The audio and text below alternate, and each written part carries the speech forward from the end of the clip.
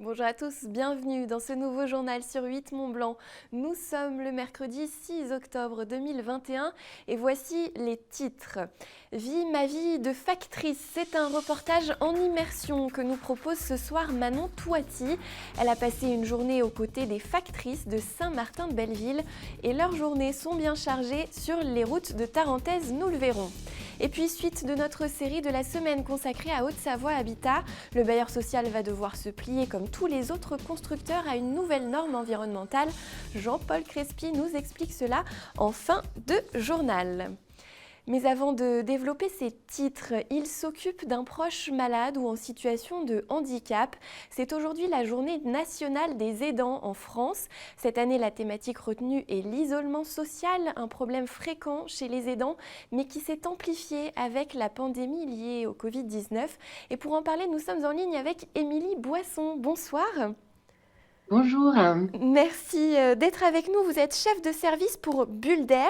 Bulder, c'est un service mis en place par la MSA, la Sécurité sociale agricole, qui vient donc en aide à ces aidants. Comment, justement, vous venez en aide à ces aidants ? Alors, on organise via notre association Bulder des interventions au domicile des aidants de personnes âgées ou en situation de handicap ou fragilisées par la maladie pour leur permettre de s'accorder des moments de répit parce que ce sont souvent des personnes qui sont fatiguées, qui s'impliquent au quotidien auprès de leurs proches et qui sont très exposées à des problèmes d'isolement, effectivement. En 2021, il faut encore vraiment accompagner ces aidants qui aident un proche justement au quotidien, c'est important ? Effectivement, c'est vraiment une cause nationale et c'est pour ça que c'est important qu'il y ait des journées, une journée au moins par an pour parler d'eux, de leur travail silencieux, discret, mais pourtant absolument indispensable au maintien à domicile des personnes. C'est une population qui est difficile à capter, difficile à identifier, qui travaille un peu dans l'ombre. Et pour autant, leurs missions au quotidien sont souvent très, très variées, très complexes. Et ces personnes ont bien souvent besoin d'aide. On a besoin de leur proposer des solutions de répit. Et Bulder est une des solutions qu'on peut leur apporter. Quels sont les moments de répit justement que vous leur apportez ? Ça passe par quoi concrètement ? En général, donc on affecte en fait un professionnel qui vient intervenir à domicile. Comme ça, l'aidant peut s'absenter. Il peut aller chez le coiffeur, aller faire ses courses, aller voir des amis, faire des activités sociales ou s'acquitter d'obligations professionnelles, personnelles, comme des rendez-vous médicaux. L'idée, c'est vraiment de pouvoir permettre à un aidant de sortir de chez lui, de souffler, de prendre du temps pour lui, tout en étant rassuré que quelqu'un s'occupe de son proche. Alors si des personnes concernées nous regardent justement, comment peuvent-elles faire pour vous contacter ? Est-ce que tout le monde peut bénéficier de cette aide ? Oui, oui, oui, tout à fait. C'est un service qui a été créé et développé par la MSA, qui a toujours été très active en matière d'innovation sociale. Mais pour autant, c'est un service qui s'adresse à tout public, hein, quel que soit le régime de protection sociale. Donc, il suffit simplement de contacter l'association. Notre siège est basé à Chambéry. Voilà, n'hésitez pas à nous appeler. On met ensuite en place les interventions assez rapidement en fonction de vos besoins. On peut peut-être appeler votre site web également pour vous Bien retrouver ? sûr. Bien sûr, bien sûr. Donc, c'est www.repi-bulder.fr et notre numéro de téléphone, donc le 04 79 62 87 38. Eh bien, merci beaucoup, Émilie Boisson, d'avoir été avec nous ce soir pour nous parler des aidants. Merci. Merci à vous et bonne soirée. Je vous le disais en titre, un nouveau centre de tri de la Poste a été inauguré à Saint-Martin-de-Belleville la semaine dernière. Des locaux plus récents et mieux adaptés au travail des facteurs et des factrices. À cette occasion, Manon Touati les a suivis dans leur quotidien en milieu rural et montagnard. Reportage. La journée commence aux alentours de 7h30 pour les factrices de Saint-Martin-de-Belleville. Depuis le mois d'avril, elles sont dans le nouveau centre de tri. Leurs conditions de travail se sont donc considérablement améliorées. Plus d'espace, un meilleur aménagement et une proximité conservée avec les clients. Comme sur tous les sites de la Poste, il faut d'abord trier le courrier. Les factrices se répartissent les secteurs et connaissent par cœur chaque rue de leur parcours. À la boucherie ou pas à la boucherie? Non, cette personne, elle habitait ici et elle D'accord. est partie. Tu peux Ok. renvoyer à l'expéditeur. Ok, je fais. Une fois les voitures chargées, c'est le moment du départ en tournée. Par chance, la météo est encore clémente, mais avec les petites routes sinueuses de la région, le trajet peut vite devenir impraticable à l'approche de l'hiver. La première contrainte, c'est le climat. Parce que donc on est en haute montagne. Donc on dessert de 1500 mètres d'altitude à 2300 mètres, donc Val Thorens. La première contrainte, c'est la neige. Conditions climatiques assez difficiles. Essentiellement des routes assez difficiles d'accès l'hiver. S'arrêter tous les 20 mètres, descendre de la voiture, remonter, repartir, et cela pendant plusieurs heures. Le métier est répétitif et éreintant, mais les factrices tiennent à garder une proximité avec les clients qui le leur rendent bien. Ce qui est important déjà, c'est le relationnel qu'on a avec le client. Parce que sur Saint-Martin, on a une distribution à la fois avec les commerçants et puis les personnes, on va dire, les locaux du village. Donc on a un relationnel qui est particulier en montagne. C'est beaucoup plus intéressant d'avoir ce lien-là avec les facteurs et factrices plutôt qu'un livreur qui arrive de Chambéry ou autre où on n'a pas du tout cette même relation et ce même rapport, quoi. On arrive souvent, même ces livreurs-là, nous on sort directement récupérer les colis, ils ne rentrent même pas. Donc oui, il y a vraiment une relation toute particulière avec les facteurs locaux. Voilà. Merci beaucoup. Merci. Bon courage, bon week-end. La tournée s'achève entre 14 et 15 heures, le temps de rentrer au centre de tri, de ranger, et les factrices ont fini leur journée. Et toujours en Savoie, les facteurs d'Albertville étaient eux en grève ce mardi. Une trentaine d'entre eux se sont réunis devant le centre de tri de la ville pour protester contre un projet de réorganisation au sein de l'entreprise. Celui-ci prévoit de séparer les tâches de tri, de préparation et de distribution, ce qui menace la qualité du service pour les usagers, selon les facteurs. Cette nouvelle organisation, qui doit s'appliquer à la mi-octobre, est due à la baisse des volumes de courrier à Albertville, qui ont chuté de 20% depuis avril 2019, selon l'entreprise. Nous parlons musique à présent avec mon invité du soir. Il s'agit de Peter Yelle de Bourg. Oui. Bonsoir. Bonsoir. Merci d'être avec nous. Vous êtes le nouveau directeur musical de l'Orchestre des Pays de Savoie. Vous êtes également pianiste et vous êtes, on l'a vu, j'ai un petit peu eu du mal pour prononcer votre nom, vous êtes d'origine néerlandaise. Tout à fait. Qu'est-ce qui vous amène dans nos Pays de Savoie ? Alors ça a été un long itinéraire. Donc je suis effectivement originaire des Pays-Bas. J'ai fait d'abord mes études musicales à Amsterdam et puis quand j'avais 25 ans, je suis venu en France, donc il y a 18 ans. À Paris pour étudier de la direction d'orchestre. J'ai rencontré ma femme, j'ai commencé à travailler en France, à nouer mon réseau professionnel. Donc j'ai travaillé dans beaucoup d'orchestres français. Et puis, un beau jour de 2019, je me suis présenté pour être directeur musical de l'Orchestre des Pays de Savoie. J'ai passé le concours et on m'a recruté. Voilà.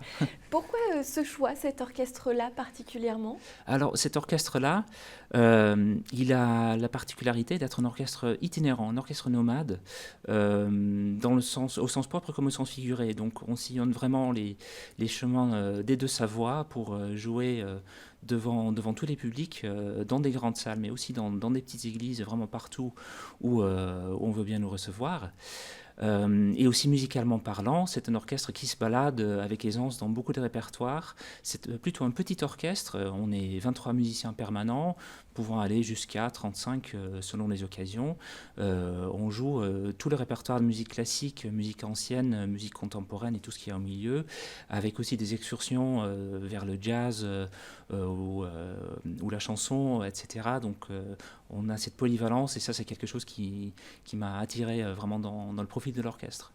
Cet orchestre, il a 37 ans. Qu'est-ce que vous souhaitez, vous, lui apporter peut-être de nouveau ? Alors de nouveau, je ne sais pas, parce que c'est un orchestre, on a déjà fait beaucoup de choses.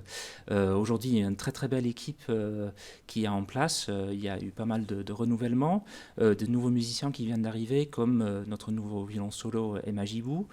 Beaucoup de jeunes musiciens qui sont très motivés, donc ça fait très plaisir.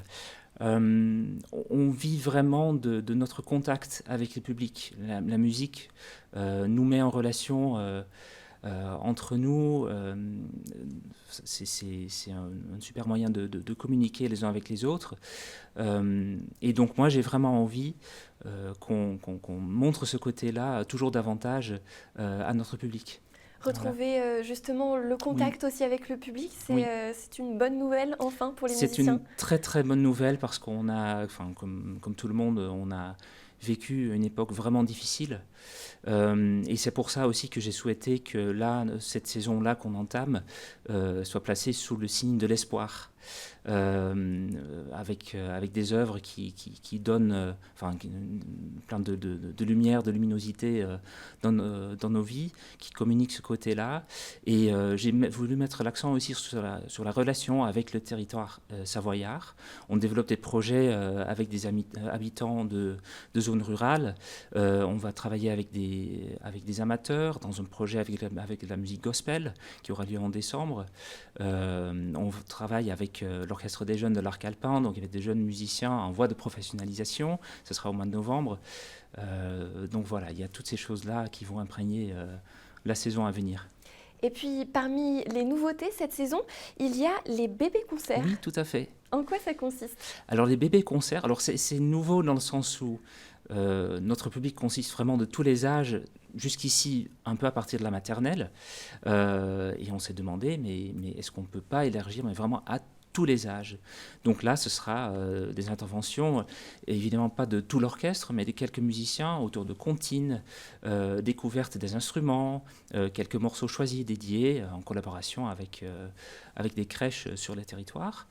Et donc voilà, c'est un peu un essai, mais notre idéal, c'est vraiment d'apporter la musique à tout le monde, à tous les âges, parce qu'on sait tout le bien qu'elle peut apporter. Et la jeunesse, justement, c'est une vraie priorité pour l'Orchestre des Pays de Savoie ? Oui, absolument. On veut, en fait, ce qui est vraiment très chouette aujourd'hui, avant peut-être qu'on faisait de façon générale des concerts pour du jeune public un petit peu à côté, on faisait surtout la grande musique, les grands concerts. Et cette philosophie-là est en train de changer. Il y a de très très beaux spectacles qui ont été développés maintenant pour du jeune public, pour du public scolaire, un peu de tous les âges, avec une musique de qualité, une mise en scène de qualité. Donc on le prend vraiment au sérieux, c'est au cœur de notre programmation, au même titre que la grande musique entre guillemets. Donc oui, c'est vraiment une priorité pour nous. Plus globalement, 90% de vos concerts sont joués en Auvergne-Rhône-Alpes, vous le disiez, Oui. Vous êtes assez itinérant, Oui. 10% ailleurs en France ou à l'étranger. Oui. Quelle est l'importance, d'après vous, qui est accordée dans notre région, en tout cas, à la musique classique ? Est-ce qu'elle a toute sa place en Auvergne-Rhône-Alpes, la musique classique ? Alors oui, elle a toute sa place. Bien évidemment, en Savoie et en Haute-Savoie, on pratique énormément le sport. Ça, c'est vraiment quelque chose qui nous réunit. Mais il y a aussi des passerelles à trouver pour nous. Il y a des musiques qui parlent de ça. Et on peut imaginer ce qu'on va certainement faire, des programmes ludiques en lien avec ça. Mais la musique classique a vraiment sa place. Il y a des belles salles. Je pense notamment à la Grange au Lac à Évian, qui est une des plus belles salles en France. Il y a aussi l'Auditorium de Lyon. Voilà, c'est des salles où on se produit et qui ont une programmation très riche. On est très heureux de se retrouver là-bas. Donc oui, on sent que la musique a vraiment sa place, mais c'est quelque chose qu'on veut affirmer toujours davantage tout le long de nos concerts. Eh bien, merci beaucoup, Peter Yeldebourg, d'être venu nous voir sur ce plateau. On vous retrouve donc sur les routes de Savoie-Mont-Blanc cette saison. Merci et belle saison à vous. Merci à vous. Nous poursuivons ce journal avec le deuxième épisode de notre série de la semaine consacrée à Haute-Savoie Habitat, l'organisme de logement locatif. Depuis plusieurs mois, les services de la construction du bailleur social travaille sur la mise en œuvre d'une nouvelle norme environnementale. Cette dernière prévoit que toute construction d'ici quelques années devra atteindre un objectif de 0 émission de gaz à effet de serre. Une révolution pour toute la filière du bâtiment. Les explications de Jean-Paul Crespi. Elle est vécue comme une révolution et un défi pour toute la filière du bâtiment, mettant ce secteur économique à rude épreuve en lui imposant de nouveaux modes de construction et d'équipement. car la nouvelle réglementation RE 2020 revendique le zéro carbone. Si elle n'entrera finalement en vigueur qu'au 1er janvier 2022, avec des étapes jusqu'en 2030, elle signe la fin programmée des énergies fossiles et marque un tournant historique dans la façon de construire, en entraînant un surcoût des logements estimé à ce jour entre 10 et 15%. Pour Haute-Savoie Habitat, la construction de bâtiments tests s'est imposée pour mesurer pleinement l'impact de telles constructions, conjuguant énergie positive et faible impact environnemental. On est dans cette perspective de façon extrêmement sérieuse et contrainte, donc il va falloir qu'on change nos façons de penser, de calculer, de produire, de construire, qu'on invente de nouvelles choses et qu'on déploie de nouvelles filières pour pouvoir répondre à cet enjeu. Donc tout le monde est concerné, tout le monde est un peu inquiet, mais tout le monde aussi sait que c'est une nécessité et qu'il faut y aller. Elle est bienvenue. Très clairement, elle est bienvenue puisqu'elle accélère le phénomène d'amélioration. On sait que face à tout ce qui nous arrive et qui s'accélère, on a besoin de choses plus fortes. Donc en fait, elle vient, pour moi, ancrer quelque chose d'imposé, certes, mais qui nous conduit, qui nous oblige à aller plus loin. Des murs au toit, en passant par les portes, les fenêtres ou encore les revêtements, sans oublier le chauffage, tous les matériaux devront être choisis pour leurs propriétés économes en énergie, mais aussi pour leur capacité à produire de l'électricité et de la chaleur. Je ne sais pas si le grand public a conscience que dans les 10 prochaines années, on n'aura plus de chauffage au gaz, au fioul dans les nouvelles constructions. Il faudra qu'on utilise massivement les énergies renouvelables et de nouveaux systèmes qui sont actuellement très très peu utilisés. Donc les énergies fossiles seront absentes des futurs bâtiments. L'autre élément qui me semble important, c'est que la construction neuve, évidemment, ça a un point important dans la production de gaz à effet de serre, mais il y a aussi tout le parc existant et Haute-Savoie Habitat est aussi largement impliqué dans la rénovation de son parc, parce que c'est là où il y aura les résultats les plus probants en matière d'économie d'énergie et de limitation de production des gaz à effet de serre. Tous les bâtiments neufs sont concernés, qu'ils soient publics ou résidentiels, appartements et maisons. Si la RE 2020 met à l'honneur les matériaux biosourcés, comme la structure bois, des matériaux seront mis à l'index de façon progressive comme le béton et l'acier, afin de laisser le temps aux professionnels de s'adapter. Reste désormais au bureau d'études de travailler pour imaginer nos futurs logements. Cela ne vous a pas échappé, le froid est déjà là et les premiers flocons sont même tombés dans nos pays de Savoie, comme vous le voyez sur ces tweets de différentes stations savoyardes et haut-savoyardes qui ont été postés aujourd'hui. Attention, si vous circulez en montagne, l'école du Galibier et de l'Iseran ont été fermées par rapport à ces conditions météo. Ils le seront jusqu'à jeudi. Au moins, la suite des événements nous dira s'ils pourront rouvrir avant la fin octobre et donc avant la fermeture hivernale.